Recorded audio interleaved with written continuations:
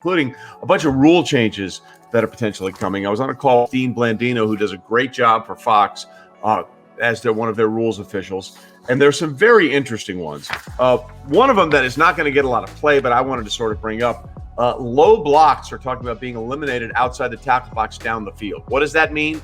Well, if there's a play going and things go down the field and you have someone that's outside the tackle box, an offensive lineman try to cut somebody as a linebacker or a cornerback or a safety, that is no longer going to be allowed, which I think is interesting because we've seen that play out many, many times over the last couple of seasons where you have that play out and you can knock those guys down the field. That's something else that's being considered.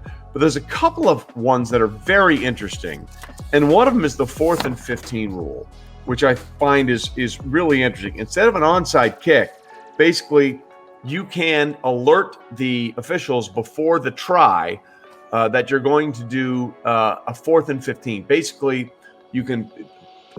the spot on the field will be the 25-yard line, your 25-yard line. And if you complete a 4th and 15, you keep possession. And if you don't, obviously the opposing team gets the ball there. It's a real wild card. Now, it's interesting, and it makes you think, okay, that's sort of weird. But I don't know how many coaches are willing to sort of make that gamble.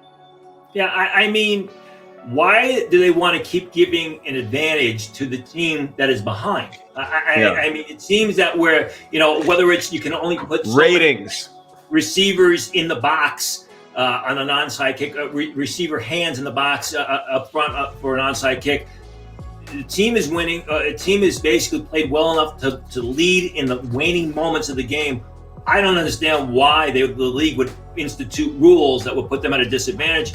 I mean, it could lead to some exciting highlights, but I think it's a competitive imbalance there.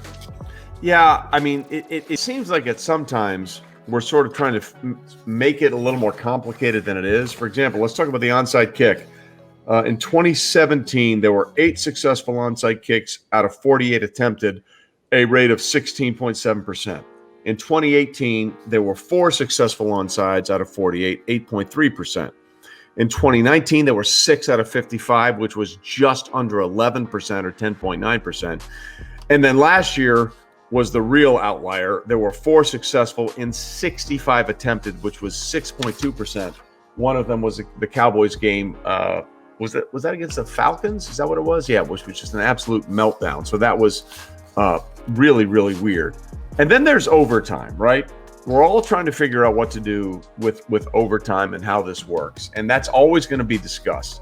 A couple of things are being considered there in terms of overtime. The winner of the coin toss must choose one of 2 privileges: spot the ball for the first play, which includes end zone to be defended, or offense and defense, but the spot of the ball is exercised first.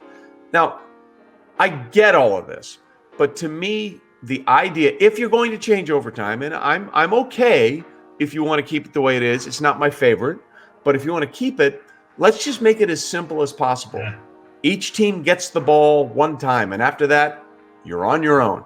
I feel like sometimes we're making stuff up just to make it more interesting and make it more complicated, but we're not solving the actual problem, which is how do we make this as fair as possible?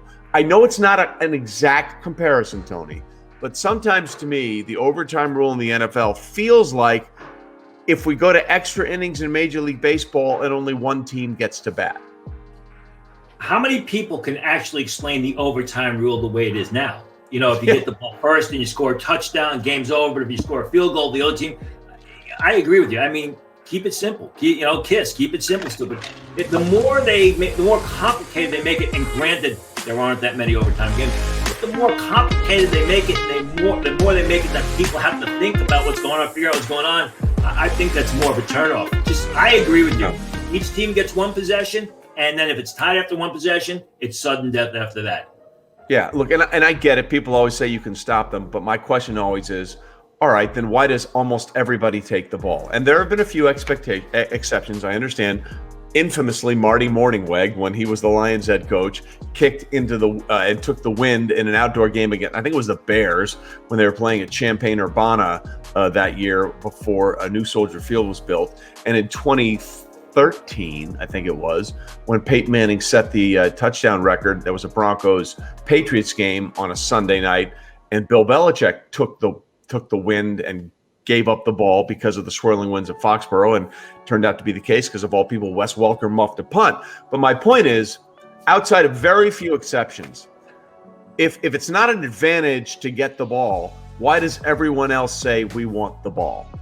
And if you spot the ball, you're likely not going to get the ball. So, I agree. I mean, I could understand why both teams should have a possession, just like in baseball. Each team gets at least one turn at bat. But there's no reason to have an encyclopedia of what has to go on to figure out who's winning in overtime. Yeah. Listen, outside of those very few weather exceptions, everybody wants the ball. And if everybody wants the ball, that tells you it's probably patently a huge advantage to the team that gets the ball first. I'm not saying that it always means that they're going to score, but everybody believes that this gives them the best opportunity. So we'll see what happens with that one going forward.